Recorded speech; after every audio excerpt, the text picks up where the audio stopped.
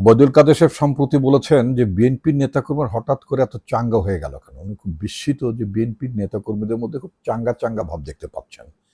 তো উনি বললেন যে বোধহয় বিএনপির নেতারা ডোনাল্ড লু বাংলাদেশ সফরে আসবে। ডোনাল্ড লু মানে মার্কিন যুক্তরাষ্ট্রের সহকারী পররাষ্ট্রমন্ত্রী, তিনি আসছেন এই খবরে নাকি বিএনপির লোকেরা খুবই চাঙ্গা হয়ে গেছে এবং বিএনপির নেতাকর্মীরা নাকি সব ক্ষমতায় যাওয়ার স্বপ্নে বিভোর হয়ে গেছে। একটা জিনিস আমার মনে পড়ছে না, সেটা হচ্ছে যে আপনার ডোনাল্ড লু বাংলাদেশে আসছেন, অথবা ইতিমধ্যে যদিও ডোনাল্ড লু বাংলাদেশ সফর করে চলে গিয়েছেন, বিএনপি নেতা কর্মীদের ডোনাল্ড লুর সফরের কারণে আপনার চাঙ্গা হয়নি। বিএনপি নেতাকর্মীরা সত্যি সত্যি চাঙ্গা হয়েছে, যেটার কারণটা আসলে আপনার ওবায়দুল কাদের সাহেব বুঝতে পারছেন না বা বুঝতে চেষ্টাও করছেন না। এবং আমি সত্যি সত্যি লক্ষ্য করেছি বিভিন্ন জেলা যখন আপনার সফরে যাই নেতাকর্মীদের সাথে যখন কথা হয়, দেখলাম সত্যি সত্যি তারা অনেক চাঙ্গা, অনেক উজ্জীবিত। তা আমি তাদেরকে জিজ্ঞেস করলাম যে দেখো, তোমরা এত উজ্জীবিত কেন, এত চাঙ্গা কেন? আমাদের দল ভাঙার সরকার চেষ্টা করেছে, আমাদের নেত্রী বেগম খালেদা জিয়াকে তারা এখন পর্যন্ত আপনার গৃহবন্দী করে রেখেছে, আমাদের অনেক নেতা কর্মী তারা এখন পর্যন্ত কারাগারে আছেন, বিশেষ করে আপনার জাতীয়তাবাদী ছাত্র দলের যারা সভাপতি সাধারণ সম্পাদক ছিলেন বেশ কয়েকজন এখন পর্যন্ত তাদেরকে আপনার অন্যায়ভাবে সাজা দিয়ে তাদেরকে কারাগারে পুরে রেখেছে, নানা পর্যায়ের বিএনপি নেতাদেরকে সাজা দিয়েছে। তো এত কিছুর পরে তোমরা কিভাবে এত উজ্জীবিত থাকো বলো তো? মনোবলটার কারণটা কি? এটার উত্তর অনেকেই আমাকে এভাবে দিয়েছে। তারা বলেছে, দেখেন আমরা চাঙ্গাটা এই কারণে, কারণ আওয়ামী লীগকে আমরা দেখতে পাচ্ছি আওয়ামী লীগ নিঃশেষ হয়ে যাচ্ছে। তো আমি তাদেরকে জিজ্ঞেস করলাম, আওয়ামী লীগ নিঃশেষ হয়ে যাচ্ছে কি করে? বলে তাদের সাংগঠনিক শৃঙ্খলা একেবারেই ভেঙে পড়েছে। এই যে তারা জাতীয় নির্বাচনের নামে যে একটা বেজাতীয় নির্বাচন করলো আপনার এই বছর 2024 সালের 7 জানুয়ারিতে, সেখানে আমরা বিএনপিরা যখন আমরা অংশগ্রহণ করলাম না, অংশগ্রহণ না করার পরিপ্রেক্ষিতে দেখা গেল যে তাদের কোনো রাজনৈতিক দল তাদের সাথে প্রতিদ্বন্দ্বিতা করতে চায় না। প্রতিদ্বন্দ্বিতা করতে আওয়ামী লীগের সাথে কেউ প্রতিদ্বন্দ্বিতা করতেও আগ্রহী না। এমনভাবে আওয়ামী লীগকে একঘরে করে ফেলেছে রাজনৈতিক দলগুলো, সেটা ডান বলেন বাম বলেন। এবং শেখ হাসিনা নিজেই তো বলেছেন যে ডান বাম সবাই নাকি এমনভাবে ঘুরে গেছে, সব তার সরকারের বিরুদ্ধে একাট্টা হয়ে গেছে। তিনি নাকি এর কারণটা খুঁজে পাচ্ছেন না। কারণটা ওনার খুঁজে পাওয়ার কথা ছিল এই কারণে যে ওনার ভাবা উচিত ছিল যে এই ডান বামেরা কেন ওনার বিপক্ষে সবাই একাট্টা হয়ে গিয়েছে। একসময় তো বামের ওনার সাথেই ছিলেন, সিপিবি থেকে শুরু করে অনেক রাজনৈতিক দলগুলো তারা একসময় শেখ হাসিনার সাথে ছিলেন না, তারা এরশাদ বিরোধী আন্দোলনের সময় ছিলেন, তাদের পরবর্তীতে আপনার 91 সালে তার সাথে নির্বাচন করেছেন, নানাভাবেই তো তার সাথে ছিলেন। তো তারাও এখন শেখ হাসিনার সাথে নেই, আওয়ামী লীগের সাথে নেই।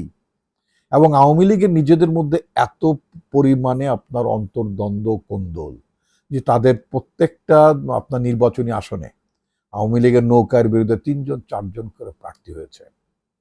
তারপর এখন উপজেলা নির্বাচনে এমপি মন্ত্রীরা তাদের যে আপনার কর্তৃত্ব, তাদের যে আপনার জমিদারি, এটা রক্ষা করার জন্য এমপি মন্ত্রীরা তাদের কবজা, তারা স্ত্রী পুত্র কন্যা জামাতা যাকে পাচ্ছে, অর্থাৎ নিজের ঘরের মধ্যে এই চেয়ারটা, এই চেয়ারম্যানের পদটা তারা ঘরের মধ্যে রাখতে চান।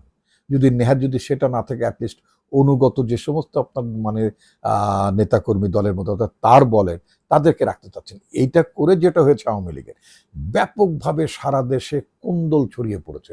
যে কোন্দলটি ছিল আপনার শুধুমাত্র শহর কেন্দ্রিক, যে কোন্দলটা ছিল আপনার জাতীয় সংসদ নির্বাচন করে মোটামুটি উপজেলা হেডকোয়ার্টার লেভেলে বা মোটামুটি কেন্দ্র পর্যায়ে, সে কোন্দলটা এখন বিস্তৃত হয়েছে একেবারে গ্রামে। কারণ ওই যে চেয়ারম্যান প্রার্থী 4জন 5জন সব আওয়ামী লীগের লোকেরা দাঁড়িয়েছে, এর গ্রুপ ওর গ্রুপ, হাতি মার্কা ঘোড়া মার্কা আর কুমড়া মার্কা লাউ মার্কা, যেভাবে পারছে সেভাবে আপনার ইলেকশনে দাঁড়িয়ে পড়েছে। এখন আওয়ামী লীগের নেতাকর্মীরা রীতিমতো আপনার দলের একাধিক প্রার্থীর প্রতিদ্বন্দ্বের কারণে তারা বিভাজিত হয়ে গেছে।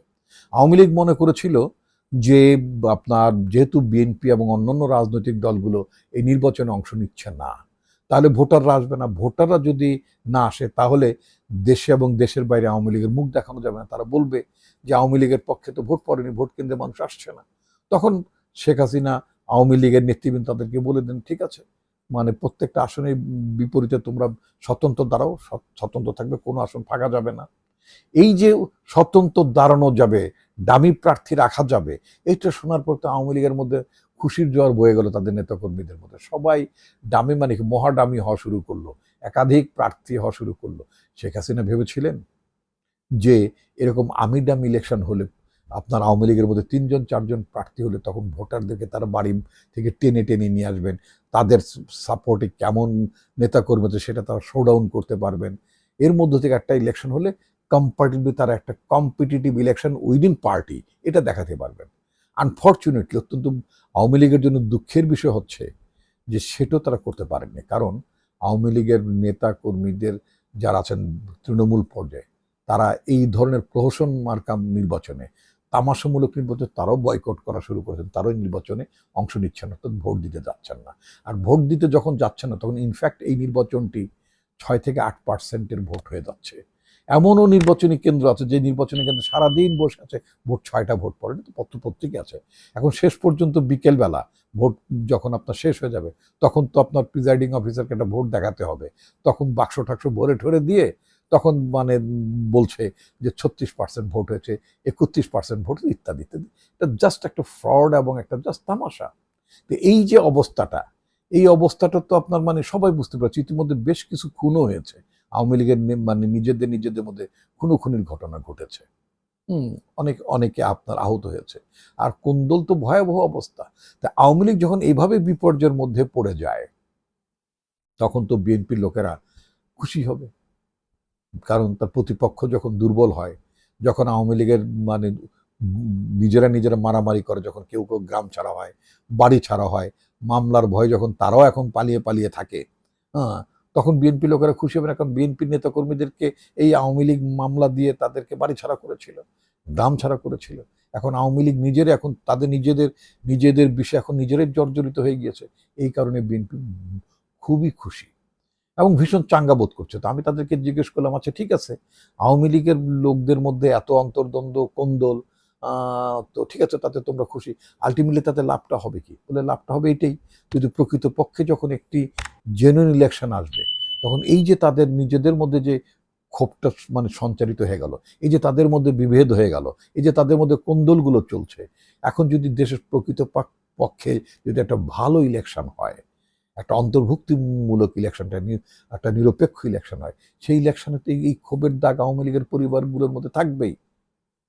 তো তখন তারা তারা তারা কি মানে তখন তারা যতই কেন্দ্র থেকে আহ্বান জানানো হোক যে তোমরা ইয়ে করো বা ঐক্যবদ্ধ, এই ঐক্যবদ্ধ কি হয় কখনো? একবার যদি আপনার ঐক্যে যদি ডেন্ট হয়, একবার যদি ঐক্যে যদি ফাটল সৃষ্টি হয়, সে ঐক্য সত্যি সত্যি সে ঐক্যকে রিপেয়ার করাটা খুবই দুরূহ কাজ হয়। তো বিএনপি, অথচ বিএনপির মধ্যে কিন্তু সেই সমস্যাটি নেই। যারা বিএনপি করেন তারা অনেক দুঃখে কষ্টের মধ্যে, নিপীড়নের মধ্যে, নির্যাতনের মধ্যে, মামলা মোকদ্দমা হয়রানির মধ্যেও তারা কিন্তু মোটামুটি এক নেতৃত্বের মধ্যেই তারা মোটামুটি একতাবদ্ধ হয়ে আছেন। তারা দলের আপনার নির্দেশে, দলের নেতৃবৃন্দের মানে নির্দেশে তারা কিন্তু নির্বাচনে অংশ নিচ্ছেন না, নির্বাচন বর্জন করেছেন। তাদের আত্মীয় স্বজন কেউ ভোট কেন্দ্রে যাচ্ছেন না।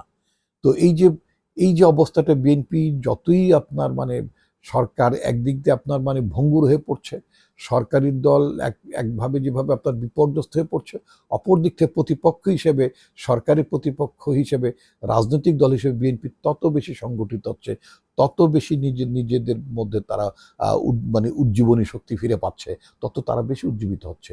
এবং এটি হচ্ছে মূলত বিএনপির নেতাকর্মীরা যে চাঙ্গা হয়ে উঠেছে, ওবায়দুল কাদের সাহেব যেটা টের পাচ্ছেন না, এটি হচ্ছে বিএনপি নেতাকর্মীদের চাঙ্গা হয়ে যাওয়ার মূল কারণ।